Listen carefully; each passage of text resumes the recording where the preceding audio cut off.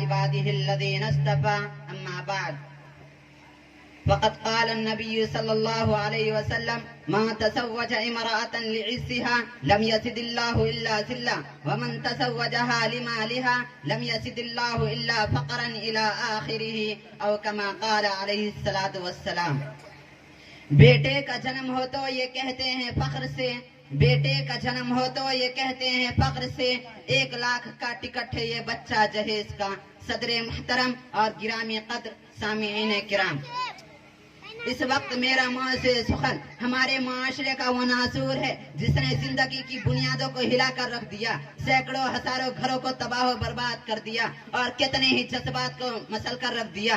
یہ وہ بیماری ہے جسے آپ جہیز کے نام سے یاد کرتے ہیں. میں نے خطبہ کے بعد ایک حدیث شریف پڑھی ہے، اس میں حضور اکرم صلی اللہ علیہ وسلم کا پاک ارشاد ہے کہ جو شخص عزت حاصل کرنے کے لیے شادی کرے گا تو رب ذوالجلال ایسے شخص کو ذلت کے سوا کچھ نہ دیں گے، اور جو شخص مال کے لالچ میں شادی کرے گا تو اس کو فقر و فاقہ اور تنگ دستی کے سوا کچھ نصیب نہ ہوگا. اسلام کے پاسبانوں، آج ہندوستان کے اندر اور خاص طور سے ہمارے معاشرے میں جہیز ایک ایسا ناصور بن گیا ہے جو ایٹمی ہتھیار سے زیادہ خطرناک اور مہلک ثابت ہوتا جا رہا ہے. اس منحوس جہیز کی بنیاد پر ہندوستانی معاشرے میں روزمرہ اخبارات کی رونق اظہار بن کر یہ سرخیاں چھپتی ہے کہ فلاں شوہر نے اپنے سسرال والوں سے اسکوٹر نہ ملنے پر اپنی نئی نویلی دلہن کو جلا دیا، فلاں شخص نے مزید جہیز کا مطالبہ پورا نہ کرنے پر بیوی کو موت کا گھاٹ اتار دیا. عجب ماجرا ہے حسرات دیکھیے، عجب ماجرا ہے حسرات دیکھیے، داماد مانگتا ہے خیرات دیکھیے. پیارے دوستو، اخبارات کی سرخیاں بھی غیر قومی کے بارے میں نظر آتی تھی، مگر افسوس افسوس کہ رفتہ رفتہ ہمارے اسلامی معاشرے کے اندر بھی وبا پھیل چکی ہے. آج اخبارات کے اندر جہیز کے لیے پھیر چلنے والی کہیں فاطمہ، کہیں رضیہ تو کہیں شبنم و فرزانہ اسلامی شریعت کے نام لیوا سے پکار پکار کر کہہ رہی ہے کاش ہماری اسلامی شریعت کتاب اور واسو کے عمل میں آ جائے تھی. پیارے دوست اور اسلام کے نوجوانوں، عورت رب ذوالجلال کی جانب سے عطا کردہ وہ حسین تحفہ ہے جس نے انسانی زندگی کو رعنائی بخشی. اسی عورت کے دم سے نظارے میں خوبصورتی پیدا ہوئی. اسی معصوم کلی نے حضرت آدم علیہ السلام کی زندگی سے خوف و وحشت کو دور کیا. اسی معصوم کلی نے حضرت آدم علیہ السلام کی زندگی سے خوف و وحشت کو دور کیا. مگر ان تمام باتوں کے باوجود ظلم و ستم کی تاریخ شاہد ہے کہ اس دارے پانی میں جتنے مظالم برپا ہوئے ہیں ان میں زیادہ تر صرف ناسک ہی پر گئے ہیں.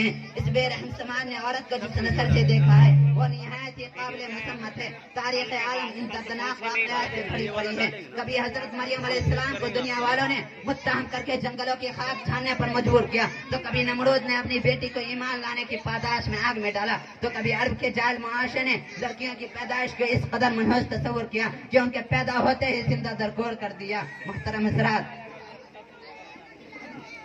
آج بھی ان معصوم دوشیزاں پر ظلم و ستم کے پہاڑ توڑے جا رہے ہیں. جبر و تشدد کے خاردار جھاڑیاں ان کی راہ میں حائل ہے.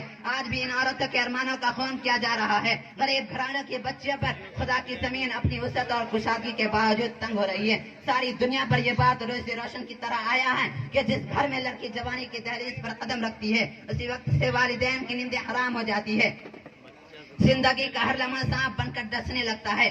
ایک طرف لڑکی کی اڑتی جوانی ہوتی ہے تو دوسری طرف جنسی بھیڑیوں کی اڑتی نگاہیں ہوتی ہے تو تیسری طرف پڑوسیوں کی چیمیں گوئیاں ہوتی ہیں. والدین اس گلاب کے پھول کو سجانے کے لیے جب کسی گلدان لڑکے کے تلاش کرتے ہیں تو جہیز کے مطالبات ان کے ارادے کو یہی مسمار کر دیتے ہیں. ارے جہیز کے ٹھیکیداروں، کان کھول کر سن لو، ذرا دیکھو سید الانبیاء تاجدار بطحہ احمد مجتبی محمد صلی اللہ علیہ وسلم کی پیاری اور لاڈلی بیٹی حضرت فاطمہ رضی اللہ عنہا کا عقد مسنون کس انداز سے ہوتا ہے کہ جسم پر جو چادر ہے اس میں 16 پیوند لگے ہوئے ہیں اور بنت رسول اللہ ہونے کے باوجود پیادہ پا شیر خدا حیدر کرار رضی اللہ عنہ کے گھر کی جانب روانہ ہو رہی ہے.